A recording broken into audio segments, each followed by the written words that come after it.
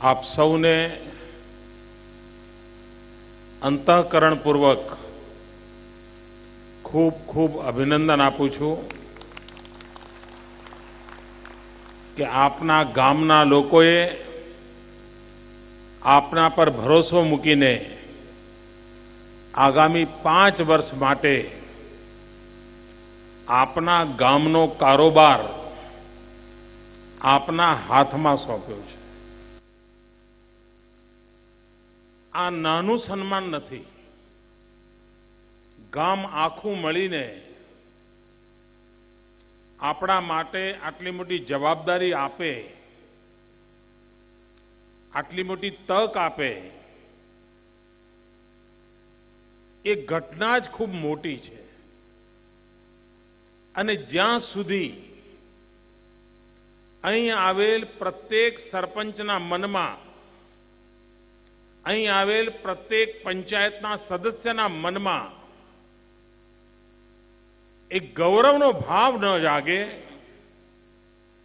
એક ગરિમાનો ભાવ ન જાગે, ત્યાં સુધી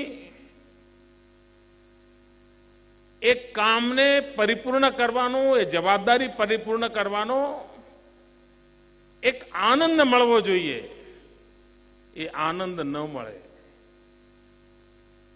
ઘણીવાર બીજાને હરાવીને આવ્યા હોઈએ તો એટલો જ આનંદ હોય, જો ને કેવો પાડી દીધો, કેવો હરાવી દીધો. પરંતુ એ આનંદ બહુ ક્ષણિક હોય છે.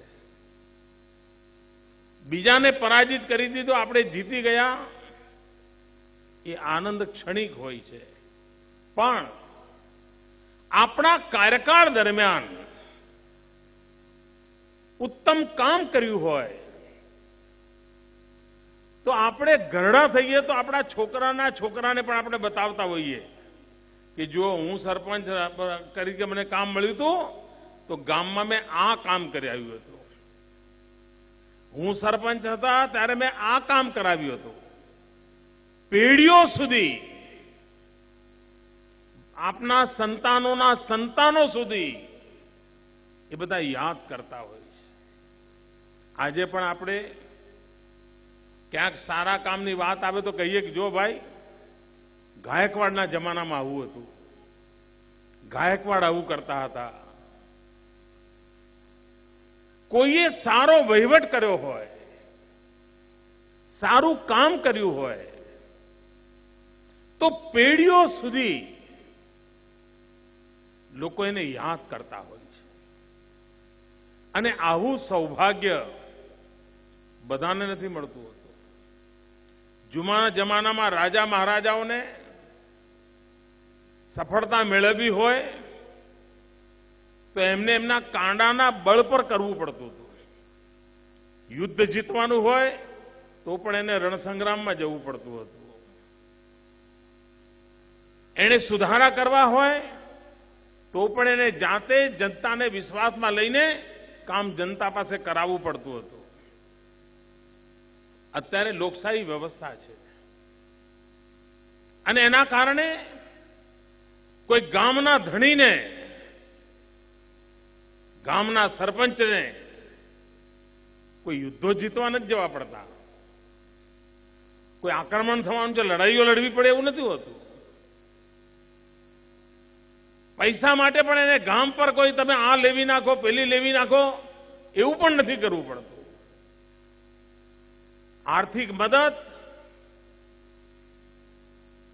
બંધારણીય વ્યવસ્થા પ્રમાણે ગામડાને આવ્યા કરતી હોય છે. આપણે તો માત્ર ગામનું નેતૃત્વ કરીને આપણા ગામના બધા જ લોકોને આપણું ગામ વધુ ઉત્તમ કેવી રીતે બને,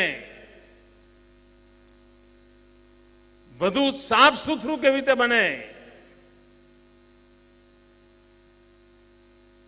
ગામમાં કેવી રીતે બધા હળી મળીને પ્રગતિમાં ભાગીદાર બને અને રાજ્ય પાસેથી જે પૈસો આવતો હોય એની પાઈ જે કામ માટે આવી હોય એ કામ માટે વપરાય, જે સમયે વાપરવાની હોય એ સમયે વપરાય, મોડી ન વપરાય અને ગામને પાઈનો હિસાબ આપીએ એવો ઉત્તમ વહીવટ આપણે કેમ ના આપીએ? આપ વિચાર કરો. હિન્દુસ્તાનના જે રાજકીય ક્ષેત્રના પોલિટિકલ પંડિતો જે લખાણ લખવા ટેવાયેલા છે, જાત જાતના ને ભાત ભાતના વિશ્લેષણ કરતા હોય છે, એમની નજરે એક ઐતિહાસિક ઘટના હજુ એમની નજરે ચડી નથી. અને નજરે ચડી હોય તો એ ગુજરાતની છે એટલે એની નોંધ ન લેવાય એમ આંખ આડા કાન કરવાનું ચાલતું હશે. અને એ ઘટના એટલે 250 જેટલા ગામ, એ ગામના પુરુષો એમ નક્કી કરે કે આ વખતે અમે એક પણ પુરુષ ચૂંટણીમાં નહીં ઉભા રહીએ, માત્ર ને માત્ર બહેનોને અમે આ તક આપીશું. મિત્રો, આજના જમાનામાં એક એક ખુરશી માટે કેવી જબરદસ્ત લડાઈ હોય છે, એવે સમયે 250 જેટલા ગામના પુરુષો સ્વેચ્છાએ આખા ગામનો કારોબાર 100% બહેનોના હાથમાં સોંપી દે. આ હું માનું છું હિન્દુસ્તાનની લોકશાહીની મોટામાં મોટી ઘટના છે. અને જે બહેનોએ આ ચેલેન્જ ઉપાડી લીધી છે, આ પડકાર ઉપાડ્યો છે 250 ગામની બહેનોએ કે ભલે ભાઈઓ એમને સોંપ્યું છે, અમે કરી બતાવીશું. અને બહેનોની ટીમ એ ગામોની અંદર ઉત્તમ કામગીરી કરવા માટે મેદાનમાં ઉતરી છે. હજુ તો હમણાં જ ચૂંટણીઓ ગઈ છે. આટલા સમયમાં જે સમાચાર મળે છે કે જ્યાં બહેનોના હાથમાં કારોબાર આવ્યો છે, દરેક બહેન સમય આપે છે, કશુંક સારું કરવાની મથામણ કરે છે, નવું શીખવાની મથામણ કરે છે. આ જ બતાવે છે કે લોકશાહીમાં આ માતૃશક્તિની ભાગીદારી સમગ્ર લોકશાહીમાં એક નવું ઓજ અને તેજ પૂરનારી ઘટના છે.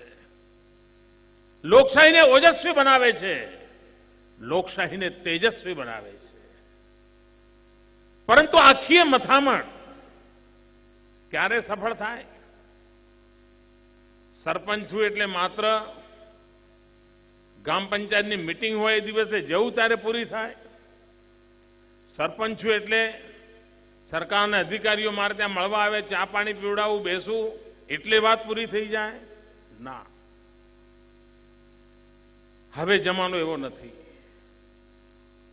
હવે તો દિવસમાં ભલે નાનું ગામ હોય પણ 2 કલાક 3 કલાક પંચાયતની કચેરીમાં જવું જોઈએ, બેસવું જોઈએ.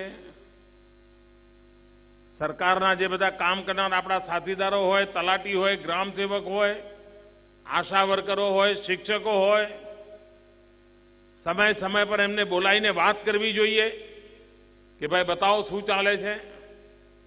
શિક્ષક હોય તો પૂછવું જોઈએ, નિશાળની મુલાકાત લેવી જોઈએ.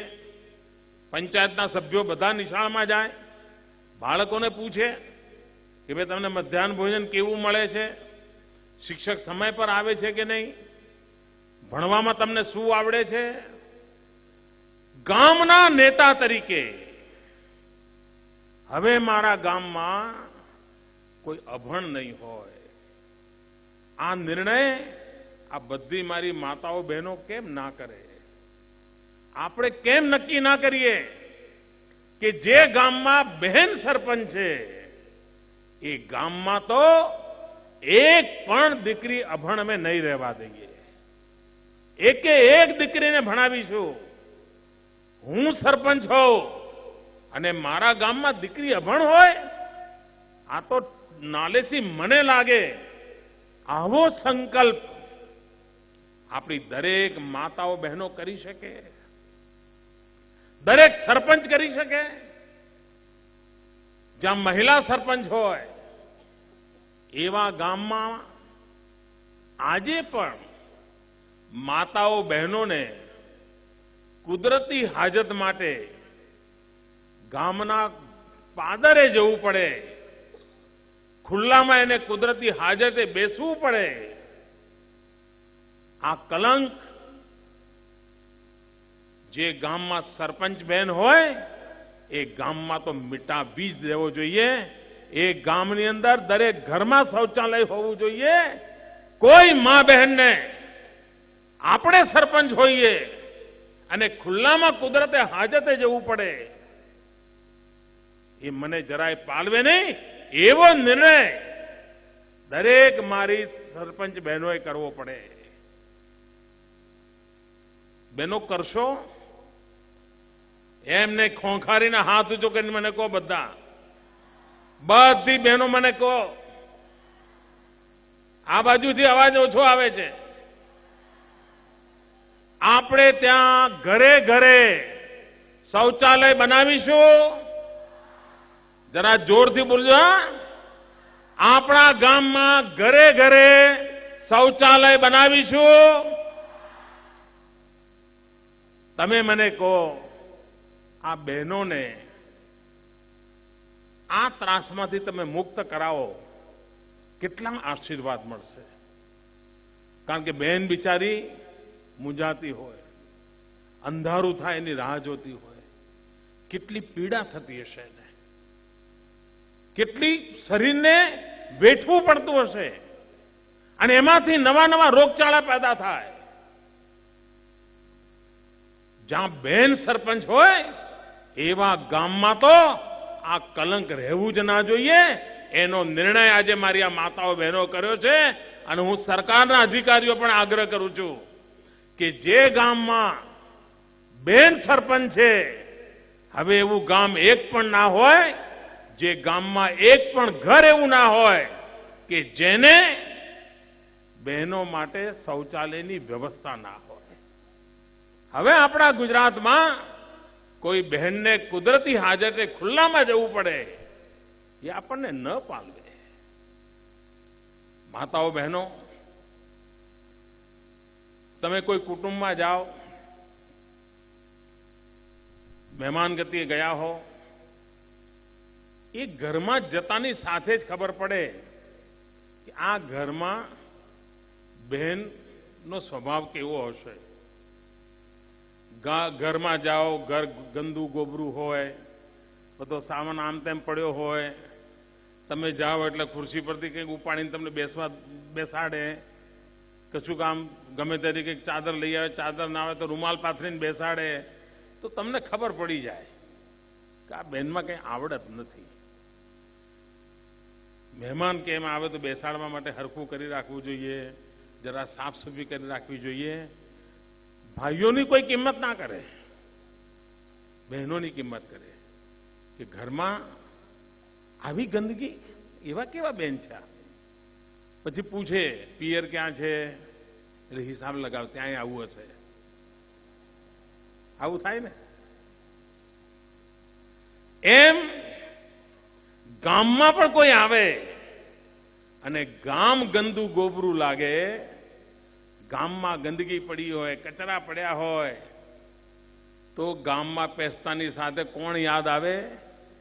આવો કેવો સરપંચ છે, ગામ ગંદુ છે. આવે કે ના આવે? આબરૂ કોની જાય? સરપંચની આબરૂ જાય. તો આપણા ગામમાં સ્વચ્છતા એની બાબતમાં રોજ સવારમાં સરપંચ નીકળે, આખા ગામમાં કોઈ કચરો બહાર નાખતો તરત કે જો ભાઈ કચરો નહીં નાખવાનો, ચાલ પાછો લઈ જાય. આમ વટ પડવો જોઈએ સરપંચનો. ગામ આખું ધ્રુજવું જોઈએ કે સરપંચ નીકળવાના છે, આજે ચોખ્ખાઈ રાખો ભાઈ, નહીં તો દંડ ફટકારશે. આ વાતાવરણ આપણે બનાવવું છે. આપણા ગામમાં સ્વચ્છતા હોય ને તો ગામ તો શોભે, પણ એના કારણે રોગચાળો પણ કોઈ દિવસ ગામમાં પ્રવેશે નહીં. અને આપણે સરપંચ હોઈએ અને 5 વર્ષ સુધી રોગચાળો આપણા ગામમાં આવ્યો જ ના હોય તો લોકો કહેશે કે આ સરપંચ બહુ પુણ્યાત્મા હતા, આ સરપંચ કંઈક ઈશ્વરના એમની પર આશીર્વાદ હતા કે જેના કારણે ક્યારે કોઈ બીમારી ગામમાં ના આવી. શીતળા માતા ના પધાર્યા, બરિયાદેવ ના પધાર્યા, ટાઇફોઇડ ના થયો, મેલેરિયા ના થયો. કારણ ભાઈ આ સરપંચ કંઈક ભગવાનના એના આશીર્વાદ લાગે છે. એ ભગવાનના આશીર્વાદ કયા છે? ગામની સ્વચ્છતા. ગામમાં જો સ્વચ્છતા હોય તો ક્યારે બીમારી આપણા ગામમાં પ્રવેશી ના શકે, અને બીમારી ના પ્રવેશે તો ગરીબના ઘરમાં જે આર્થિક બોજ આવી જતો હોય છે, બિચારાને દેવું કરવું પડતું હોય છે સાજા થવા માટે. ઇવન સુખી ઘરના માણસના ઘરમાં પણ જો ઘણી વાર માંદગી આવી ગઈ તો એ આખું કુટુંબ તાનાત થઈ જતું હોય છે. આપણી જવાબદારી છે કે આપણે પ્રયત્ન કરીએ, ગામમાં સ્વચ્છતા ઉપર જોર લગાવીએ. અહીંયા ઘણા બધા સરપંચોને તમે સાંભળ્યા, સરપંચના પોતાના પ્રયત્નથી ગામના લોકોને ઉત્સાહ ભેળવીને કેવા અદ્ભુત કામ કર્યા છે એમણે. વર્ષો સુધી એ સરપંચોને એમના ગામના લોકો યાદ કરવાના છે કે ભાઈ અમારા ગામમાં ફલાણા સરપંચે આ કરી બતાવ્યું, અમારા ગામમાં ફલાણા સરપંચે આ કરી બતાવ્યું. તમે પણ ગામના લોકો આગેવાનો જોડે ચર્ચા કરો કે ભાઈ દર વર્ષે એક સારું કામ કરવું હોય તો કયું કરવું, ગામમાં યાદગાર કામ કયું કરવું. કોઈ કે તળાવ ઊંડું કરાવવાનું કરો તો ચલો એનું કરો, કોઈ કે નહીં ફલાણું કામ કરવું છે એનું કરો. 5 વર્ષ રહીએ, 5 એવા ઉત્તમ કામ ગામમાં કરીને જઈએ કે વર્ષો સુધી લોકો યાદ કરે કે ભાઈ ફલાણા જે સરપંચ હતા ને એમના જમાનામાં બન્યું હતું. ઇતિહાસમાં નામ થઈ જાય.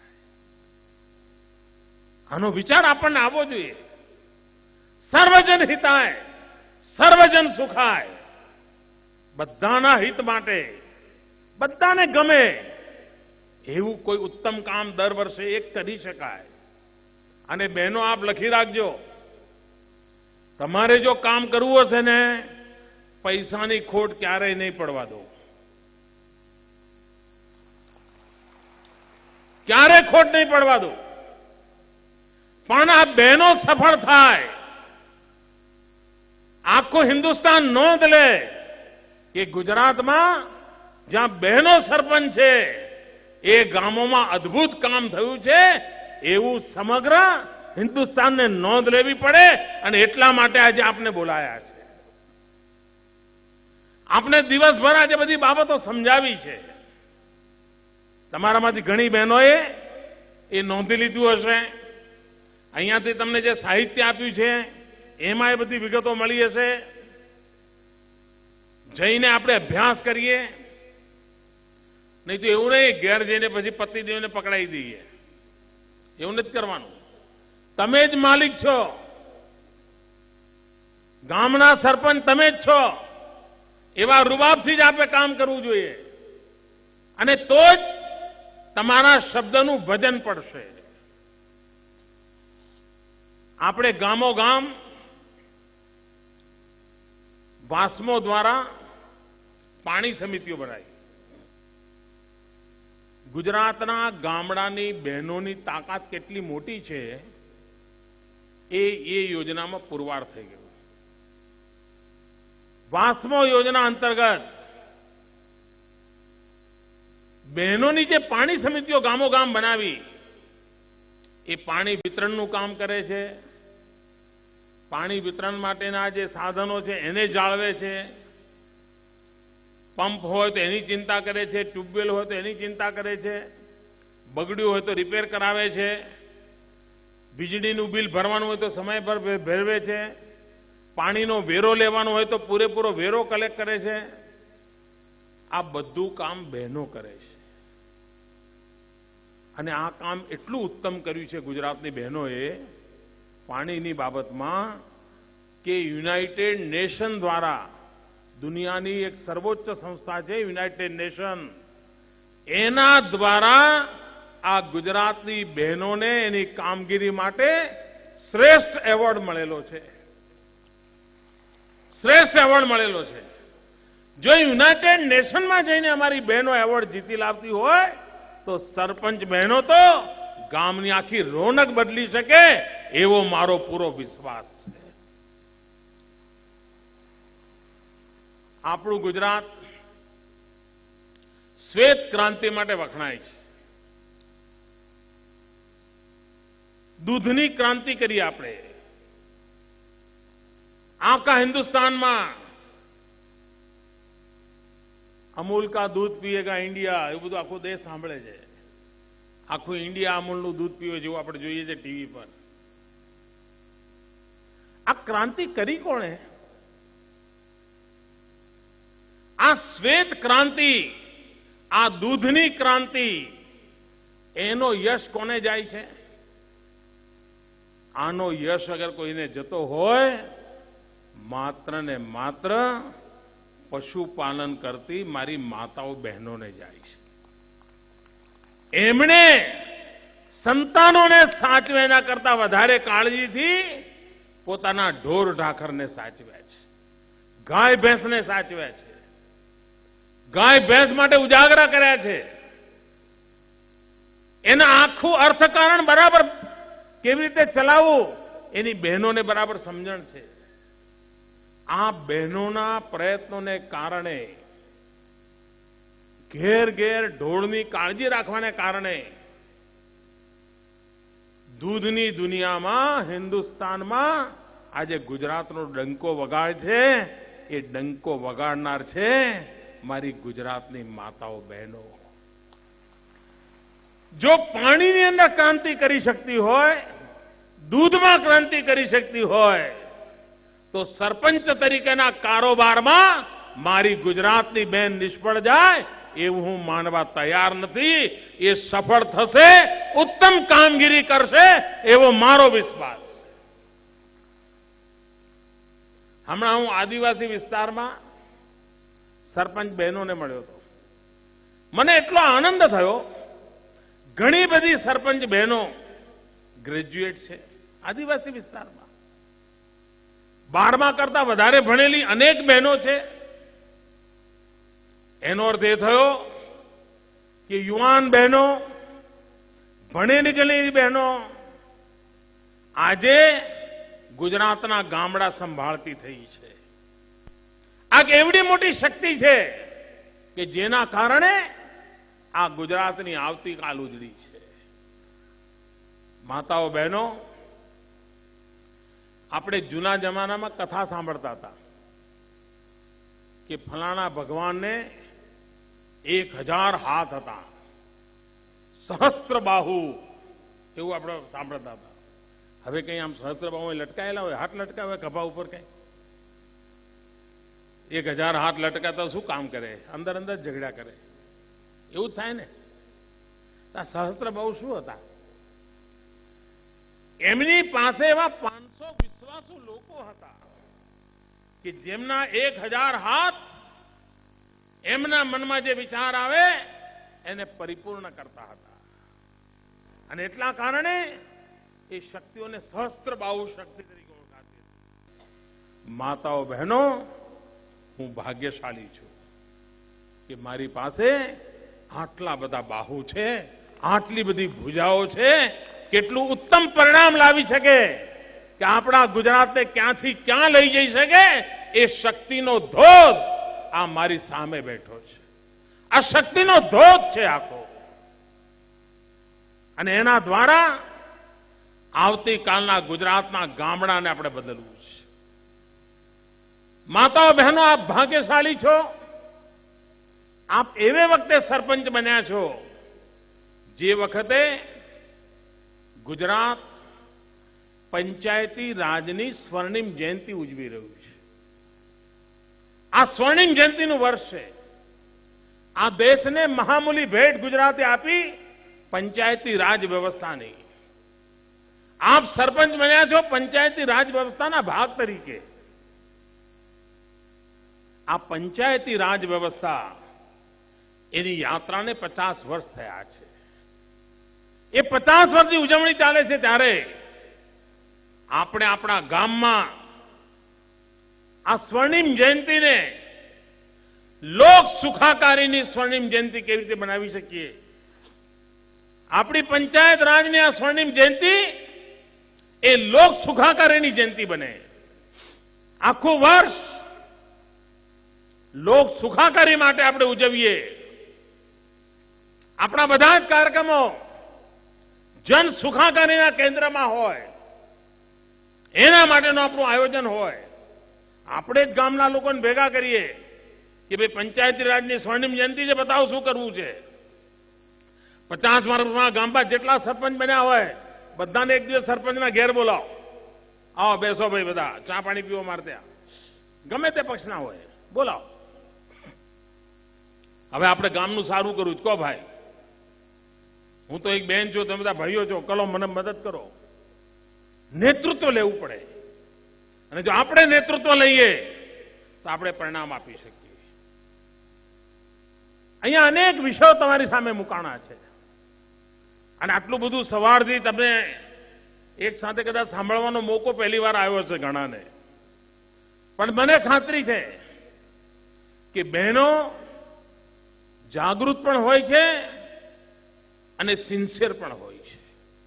અહીંથી એક એક વાત એ ઘરે લઈ જશે, પોતાના ગામડામાં લઈ જશે અને ગામડામાં સાથે મળીને અહીંયા બતાવેલા માર્ગ પ્રમાણે ચાલવાની કોશિશ કરશે.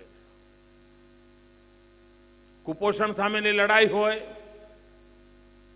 આરોગ્યના કાર્યક્રમો હોય. હવે મને કહો કે તમારા ગામમાં પોલિયોની રસી મુકાવવાનો દિવસ હોય તો મારે ગાંધીનગરથી ચિંતા કરવાની હોય કે ભાઈ ફલાણા ગામમાં 5 બાળકોને પોલિયોનો ખોરાક ખવડાવવાનો, તો ખવડાવો કે નહીં જરા જુઓ તો. ના, હવે સરપંચ જ જોઈ લે. હવે અમારે ગાંધીનગરથી ચિંતા જ ન કરવી પડે. એવી બહાદુર બહેનો બેઠી હોય તો પોલિયોમાં હવે કોઈ બાકી જ ના રહે. આ વાતાવરણ બનાવવું છે. અને હું તો કહું કે આ મારી સરપંચ બેન એ જ એના ગામની મુખ્યમંત્રી, એ જ એના ગામની પ્રધાનમંત્રી કરી બતાવો. આપણું ગામ પણ એવું સરસ મજાનું કેમ ના બને? આપણે જ આપણા ગામના મુખ્યમંત્રી, આપણે જ આપણા ગામના પ્રધાનમંત્રી, અને આપણે ઉત્તમમાં ઉત્તમ કામ કરીને બતાવીએ અને આજુબાજુના ગામના લોકો જોવા આવે એવું કામ કરીને બતાવીએ. એક અભિયાન ચાલે છે આખા ગુજરાતમાં આપણું સખી મંડળનું. આપણી ઈચ્છા છે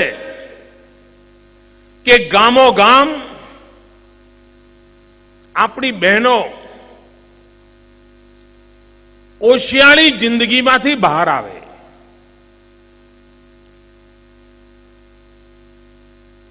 એ પોતે એની બુદ્ધિ, શક્તિ, સમજનો ઉપયોગ આર્થિક પ્રવૃત્તિ માટે કરે.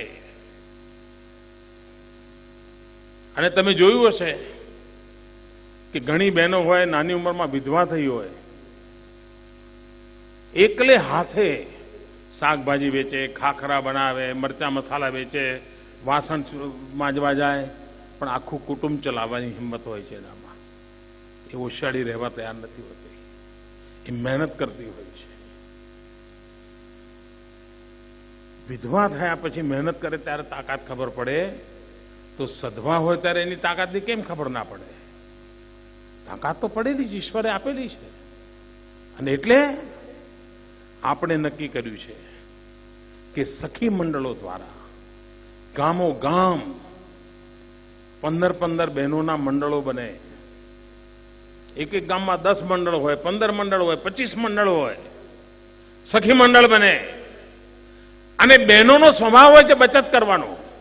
ઘણીવાર રાત્રે મોડે કંઈક ખરાબ સમાચાર આવે અને પતિને રાતોરાત બહારગામ જવાનું આવ્યું, અમદાવાદ જવું છે હમણાં, પતિ પોતાના ખિસ્સા ફંફોળે તો 1 રૂપિયો નીકળે નહીં, બેંકો બંધ હોય, દુકાન બંધ હોય, તો કરે શું? તો આવી સમયે લાજ કોણ રાખે? ઘરમાં જે બહેન હોય ને, તરત સાડીનો છેડો ખોલે અને અંદરથી આમ ચૂંથાઈ પણ નોટ કાઢીને આપી દે. બહેને બરાબર બચાવ્યા હોય પૈસા. બહેનોમાં સદગુણ હોય છે. કરકસર કરીને સુરક્ષાની ગેરંટી મળે એટલા માટે એને બચત કરી હોય છે. બચત એનો સ્વભાવ છે.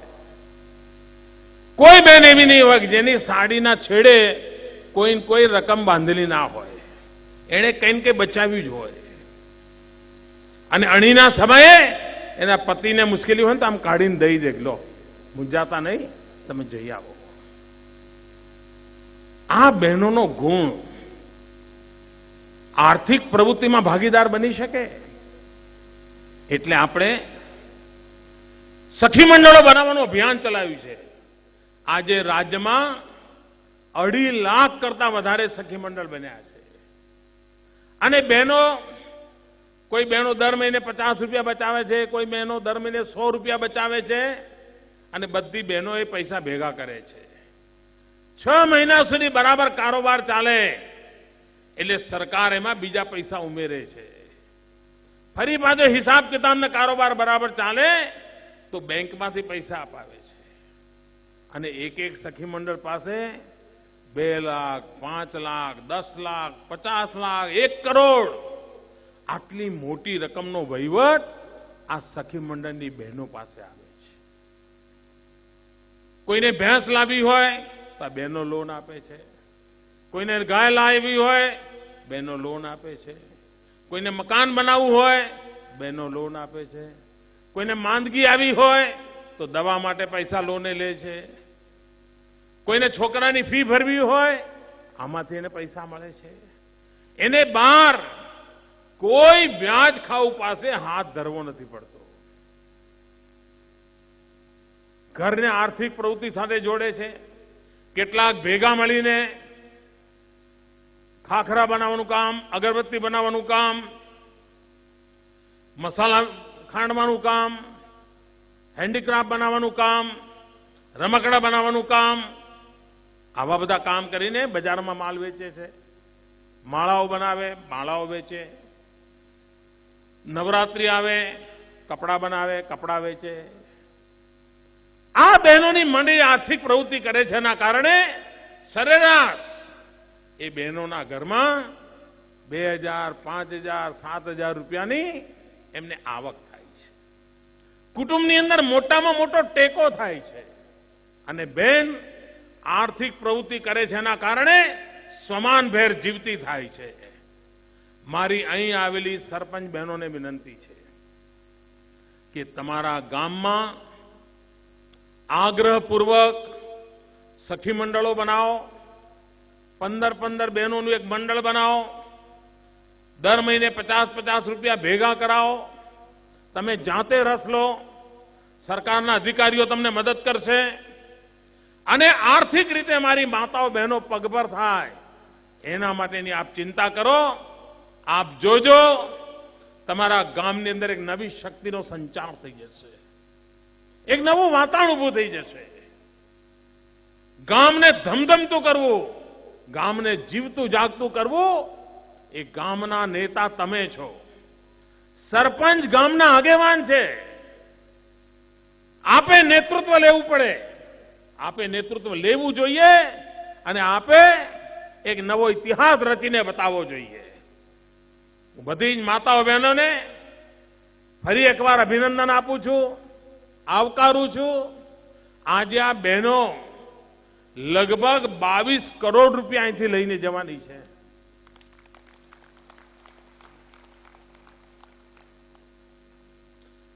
આટલી મોટી રકમ એક સાથે આપના હાથમાં મળે છે.